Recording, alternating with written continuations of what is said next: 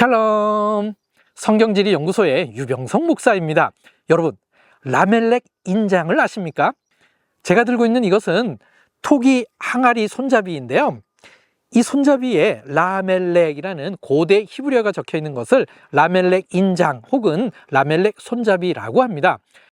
라멜렉의 뜻은 왕에게인데요. 고고학자들은 이 문양에 찍혀 있는 토기를 히스기야 시대와 연관짓습니다. 그래서 이 라멜렉 인장은 고고학적으로 아주 중요합니다. 성경지리 연구소 문양이 바로 이 라멜렉 인장을 따라 만든 것입니다. 이번 영상에서는 이 라멜렉 인장에 대하여 자세하게 알아보겠습니다.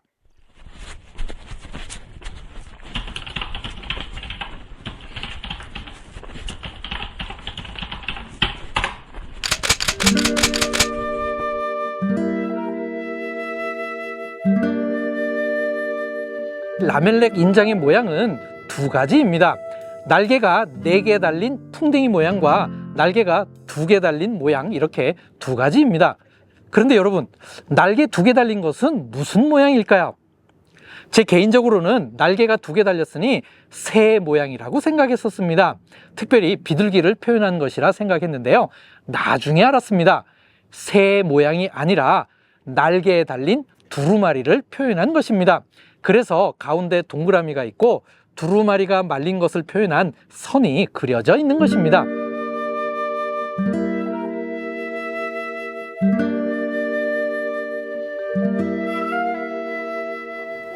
(1970년대에는) 이 라멜렉 손잡이를 요시야 시대와 관련 있는 것으로 보았습니다. 이런 견해를 가진 학자들은 4개의 날개를 가진 풍뎅이 모양의 라멜렉 손잡이는 이집트의 영향을 받은 것인데 2개의 날개를 가진 두루마리 모양으로 바뀐 것이 바로 요시야의 종교개혁의 결과로 보았습니다. 하지만 우시시킨이 이 텔라기스를 발굴하기 시작한 1973년 이후부터 이 라멜렉 손잡이를 요시야 시대가 아닌 히스기야 시대와 관련이 있는 것으로 보기 시작했습니다. 1980년대 이후부터 라멜렉 손잡이를 히스기야 시대 때 만들어진 것으로 보는 것이 정설이 되었습니다. 가장 큰 특징으로 윗부분에 라멜렉이라는 고대 히브리어가 적혀 있는 것입니다. 그래서 라멜렉 인장 혹은 라멜렉 손잡이라고 부르게 된 것입니다. 맨 앞에 있는 히브리어 글자 라메드는 역격과 소유격을 모두 표현할 수 있는 전치사입니다. 그리고 멜렉은 기본적으로 왕이라는 뜻이지만 단순히 지역 통치자를 의미할 수도 있습니다. 그리고 특별히 성경에서는 만왕의 왕인 하나님을 지칭하기도 합니다. 그리고 날개는 성경에서 하나님의 보호하심을 표현할 때 자주 사용되는 모티브입니다.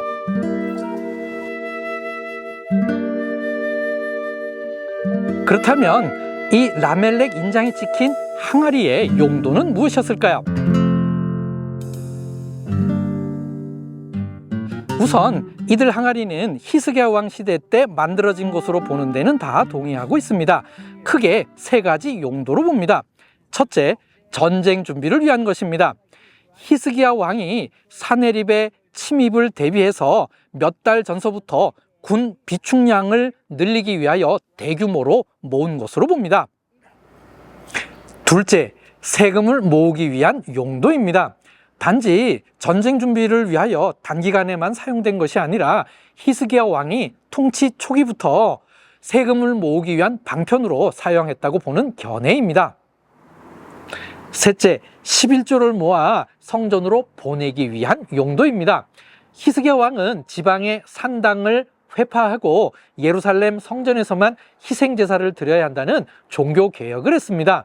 이때 지방의 몇몇 장소에서 11조를 모아 예루살렘 성전으로 보낼 때 이 라멜렉 항아리를 사용했다고 보는 견해입니다. 이 하나하나가 각각의 용도일 수 있지만 이 3가지는 서로 연관되어 있을 수 있습니다.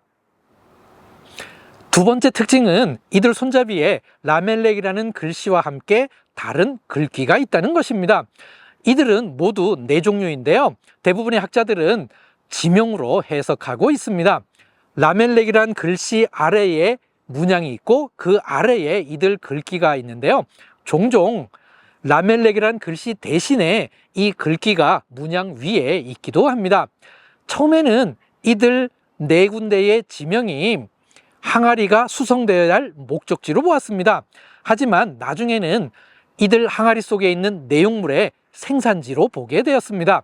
이들 네 군데의 지명은 헤브론, 집, 소고, 그리고 멤멤쉰테트입니다.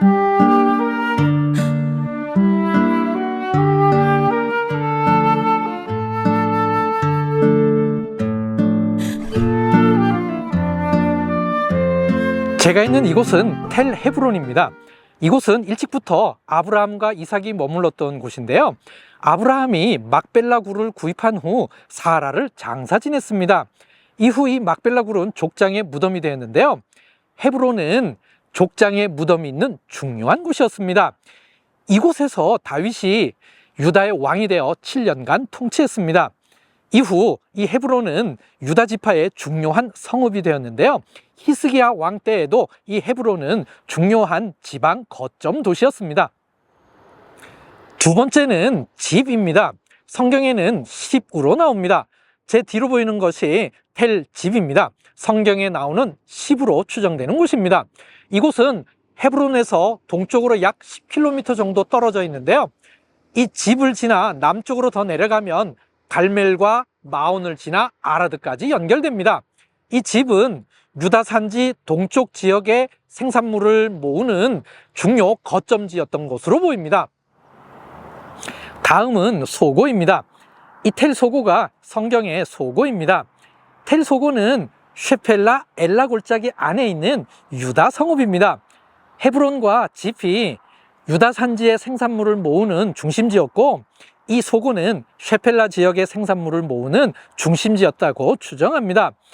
이와 같이 라멜렉 손잡이 안에 있는 지명을 통해 볼 때 히스기야 왕은 세금을 징수하기 위한 체계와 조직을 잘 정비했다는 것을 알 수 있습니다.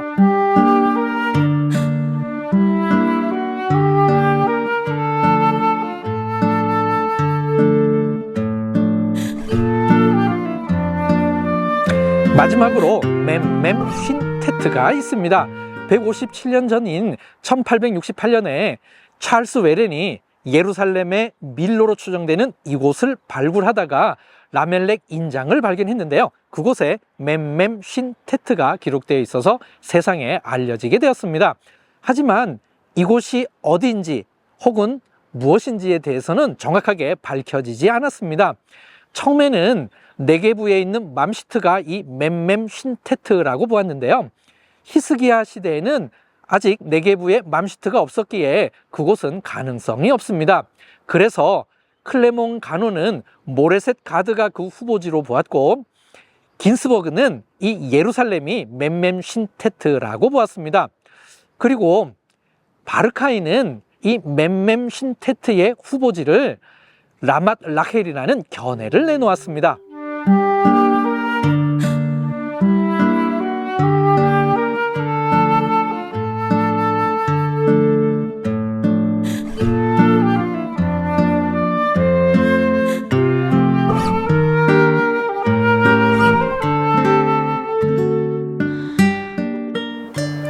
저는 지금 라맛 라헬에 있습니다. 바르카이는 이 라맛 라헬을 멤멤쉰테트의 후보지로 보았습니다. 그런데 아주 최근인 2024년에 다니엘 바인스터브는 멤멤쉰테트는 지명이 아니라 민마사트를 줄인 것으로 특별 세금을 지칭하는 것으로 보았습니다. 이에 대한 근거로 라멜렉 인장 중에 맴 다음에 눈이 들어가 있는 형태를 제시했습니다.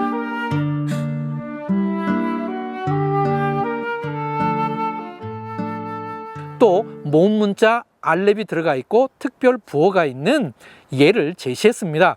실제로 성경에 마사트는 특별 세금을 의미하는 예로 사용된 경우가 있습니다. 그래서 바인스터브는 멤멤쉰테트는 히스기야 왕이 사네립의 침공을 대비해 징수한 특별 세금을 지칭하는 것으로 보았습니다.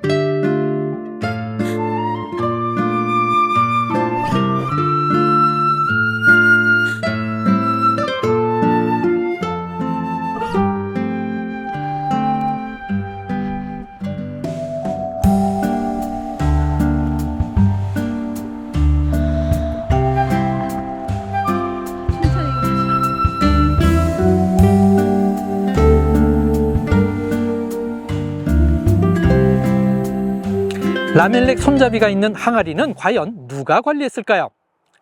만약 이것이 세금과 관련된 것이었다면 왕의 신하들이 관리했을 것입니다. 혹 전쟁 준비를 위한 것이었다면 군대가 직접 관리했었겠죠. 만약 성전에 드려진 11조였다면 레위인과 제사장들이 관리했을 수 있습니다.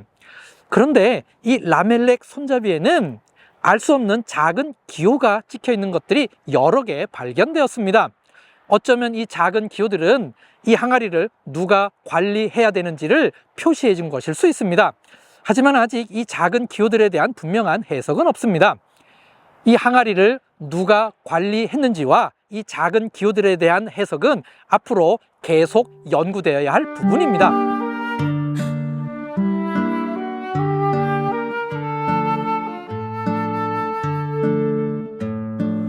라멜렉 인장이 찍힌 항아리가 사네립의 침공을 대비하기 위한 특별한 세금이든지 혹은 성전에 드려진 11조이든지 간에 이 라멜렉 인장은 고고학적으로 시대를 특정 지을 수 있는 중요한 기준이고 성경 속 히스기야 왕과 오늘날 우리를 연결지어주는 소중한 유산입니다.